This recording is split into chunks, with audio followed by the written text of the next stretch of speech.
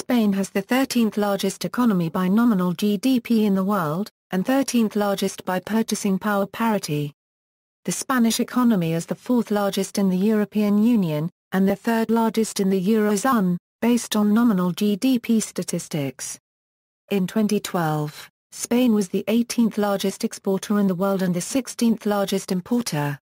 Spain is listed 23rd in UN Human Development Index and 30th in GDP, PPP, per capita by World Bank, thus it is classified as high-income economy and among the countries of very high human development.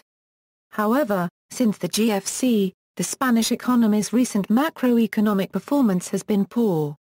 Between 2008 and 2012, the economic boom of the 2000s was reversed, leaving over a quarter of Spain's workforce unemployed by 2012. In 2012, the Spanish economy contracted by 1.4% and was in recession until Q3 of 2013. Despite the poor recent performance of the Spanish economy generally, Spain's international trade situation has improved. During the boom years, Spain had built up a trade deficit, eventually reaching a record amounting to 10% of GDP. During the economic downturn, Spain has been significantly reducing imports, increasing exports and kept attracting growing numbers of tourists. As a result, in 2013 it achieved a trade surplus for the first time in 3 decades. Spain is a member of the European Union, the Organization for Economic Cooperation and Development, and the World Trade Organization. Recent developments. When Spain joined the EEC in 1986, its GDP per capita was about 72% of the average of its members. After a strong recovery from the global recession of the early 1990s, the centre-right government of former Prime Minister José Copyright Mara Azar had worked successfully to gain admission to the group of countries launching the euro in 1999.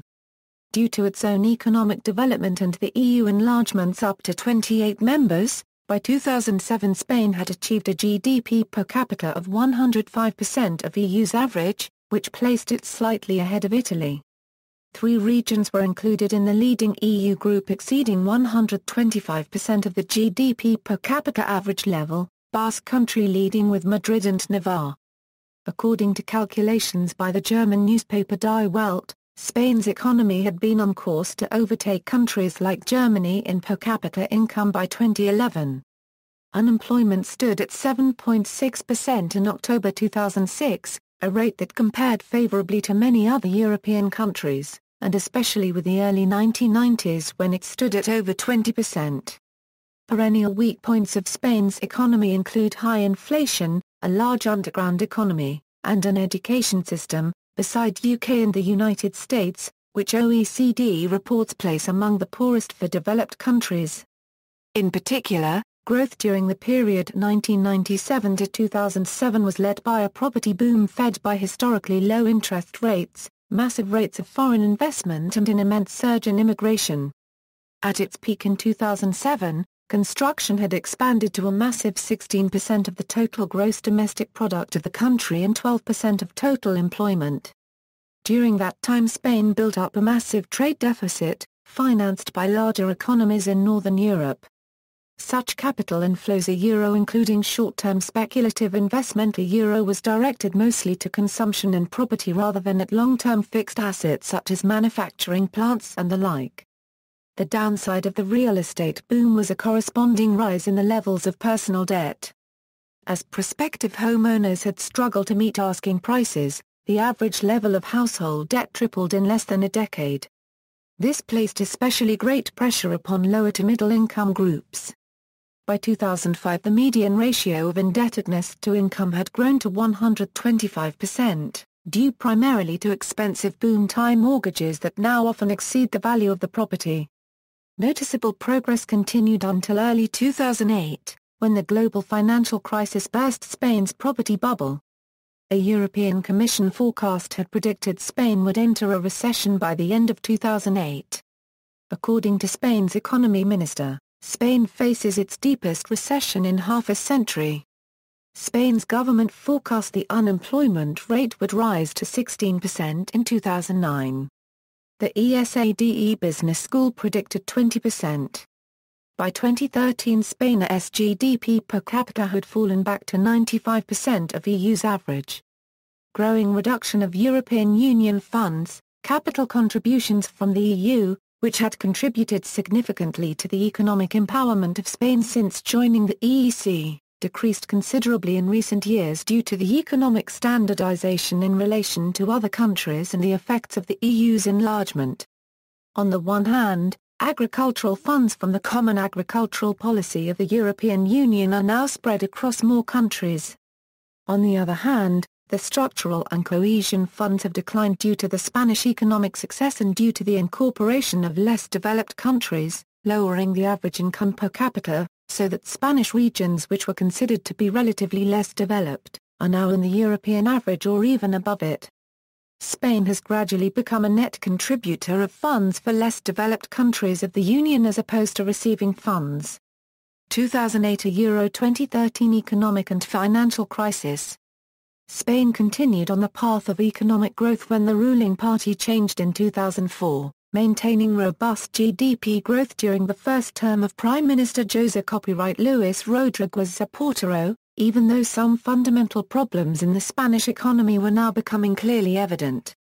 Among these, according to the Financial Times, was Spain's rapidly growing trade deficit, which had reached a staggering 10% of the country's GDP by the summer of 2008. The loss of competitiveness against its main trading partners, and, also, as a part of the latter, an inflation rate which had been traditionally higher than the one of its European partners, back then especially affected by house price increases of 150% from 1998 and a growing family indebtedness chiefly related to the Spanish real estate boom and rocketing oil prices. In 2011 the deficit reached 8.5%. In 2012, the percentage is expected to lower to 5.3% due to a set of tough reforms in the autonomous regions and the central government. Despite the difficulties, it is expected that the deficit will reach 3.3% in 2013. The Spanish government official GDP growth forecast for 2008 in April was 2.3%. This figure was successively revised down by the Spanish Ministry of Economy to 1.6%. This figure looked better than those of most other developed countries. In reality, this rate effectively represented stagnant GDP per capita due to Spain's high population growth, because of a high rate of immigration. Retrospective studies by most independent forecasters estimate that the rate had actually dropped to 0.8% instead, far below the strong 3% plus GDP annual growth rates during the 1997 to 2007 decade. Then, during the third quarter of 2008 the national GDP contracted for the first time in 15 years and, in February 2009, it was confirmed that Spain, along other European economies, had officially entered recession. In July 2009, the IMF worsened the estimates for Spain's 2009 contraction, to -4% of GDP for the year. Besides, it estimated a further 0.8% contraction of the Spanish economy for 2010. The estimation of the IMF was proven to be somewhat too pessimistic, as Spain's GDP sank less than that of most advanced economies in 2009 and by the first quarter of 2010 had already emerged from the recession. In 2008 the total Spanish public debt relative to the total GDP was well below the European Union average, and in fact the government budget was in surplus. In 2012, public debt increased to 90.69% of GDP. Although this remains lower than other European countries such as Italy, Spain's financial problems stem from private debt equivalent to well over 200% of GDP. Spanish banking system. Spanish private commercial banks played a central role in Spain's economic development, benefiting from their role as the state's creditor in the 19th century, from their ability to monetize public debt, and from state-sanctioned oligopolistic arrangements that lasted from the beginning of the 20th century until the late 1980s, when European rules forced a liberalization of the sector. it has been argued that the favorable treatment received by the main Spanish commercial banks and their close relationship to the Bank of Spain following the end of the Franco regime allowed for a public-private partnership to restructure the large commercial banks into two superbanks with the purpose of preparing the private institutions for international competition and external expansion once the European banking market was integrated in 1992. Alongside this financial mercantilism benefiting the commercial banking sector, Spanish regulators also allowed for the vast expansion of not-for-profit savings banks sponsored by regional governments who became heavily exposed to the housing, mortgage and real estate development sectors during the Spanish economic boom of 1999 – 2007.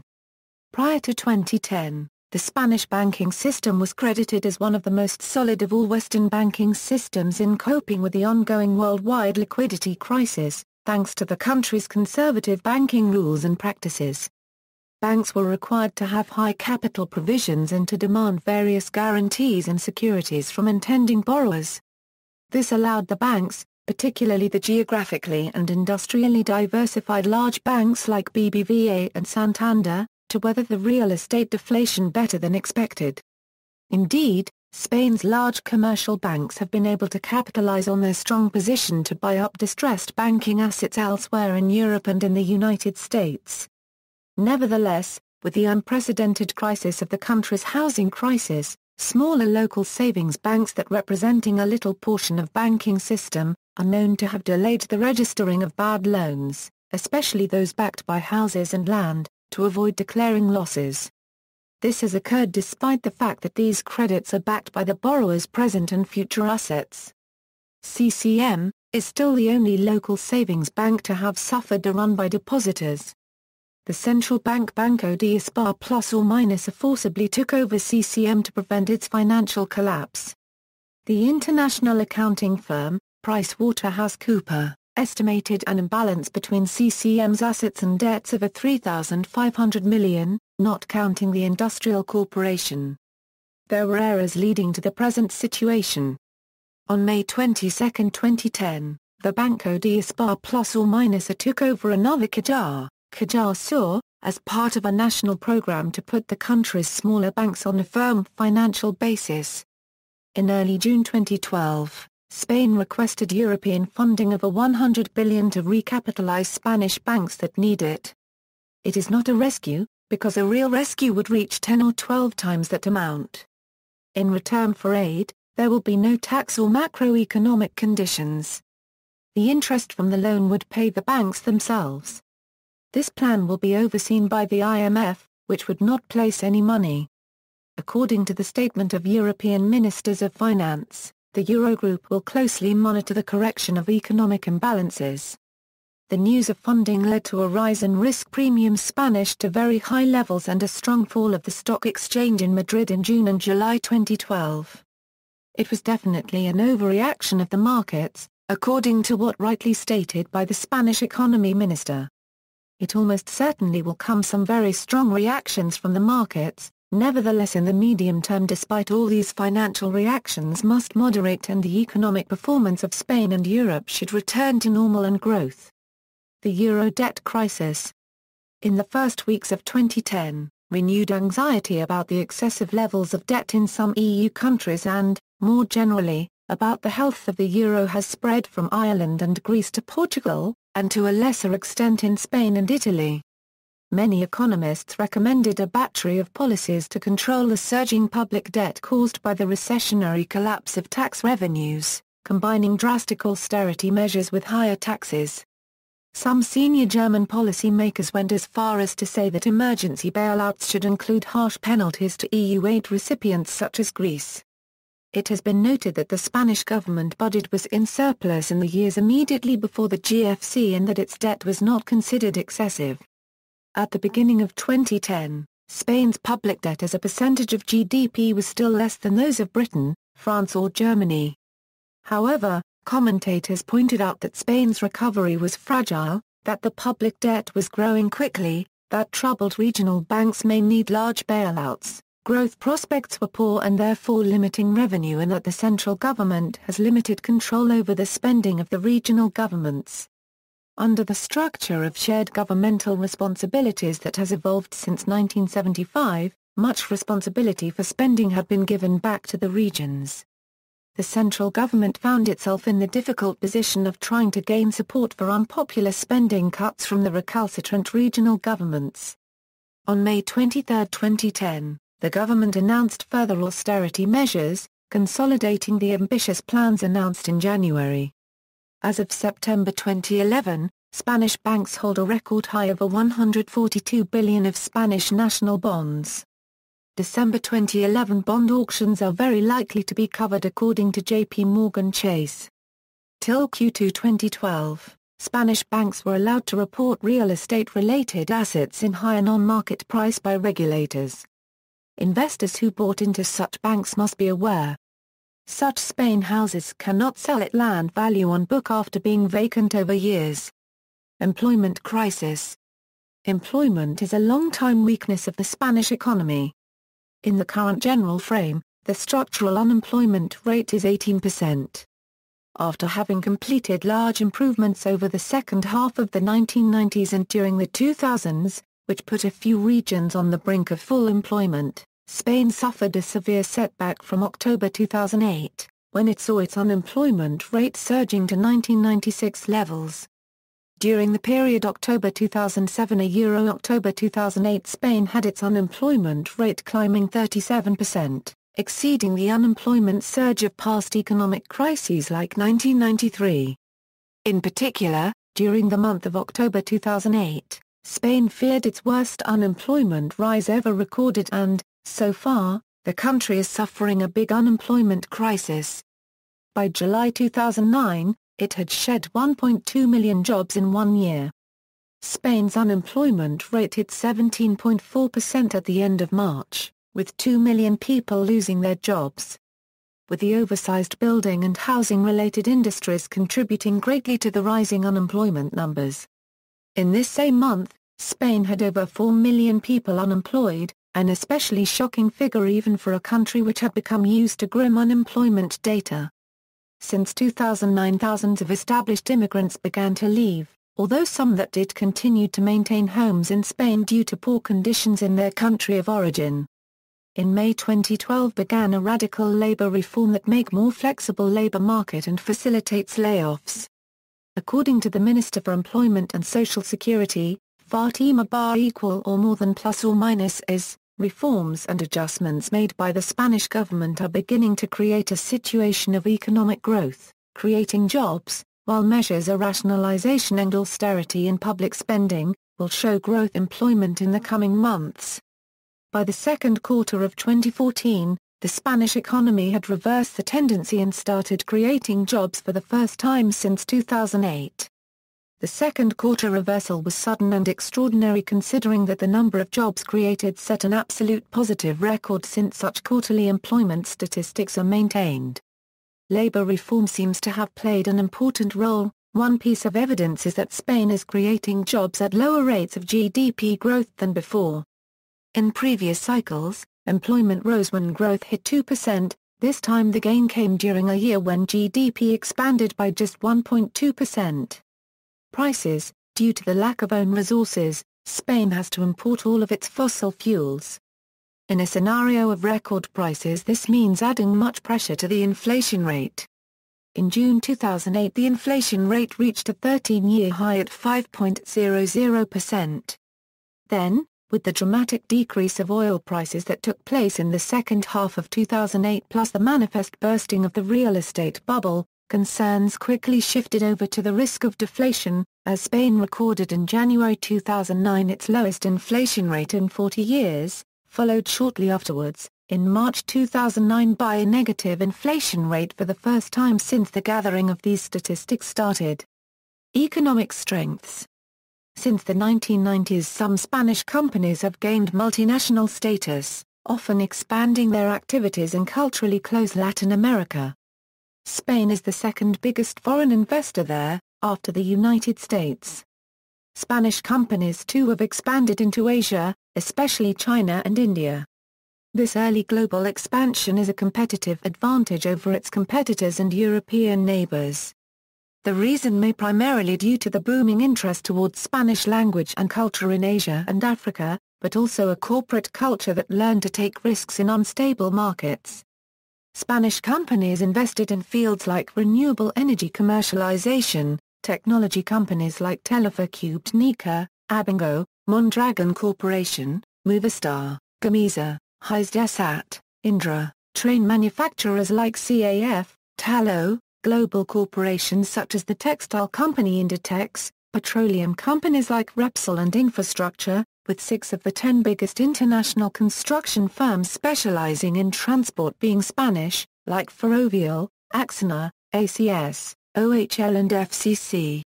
Infrastructure. In the 2012 Euro 13 edition of the Global Competitiveness Report, Spain was listed 10th in the world in terms of first-class infrastructure.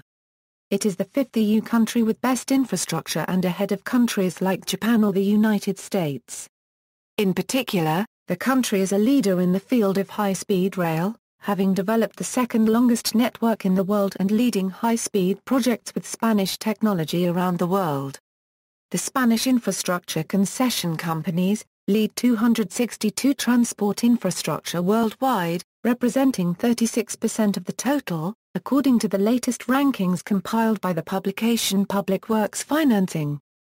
The top 3 global occupy Spanish companies, ACS, Global Valle and Abertis, according to the ranking of companies by number of concessions for roads, railways, airports and ports in construction or operation in October 2012.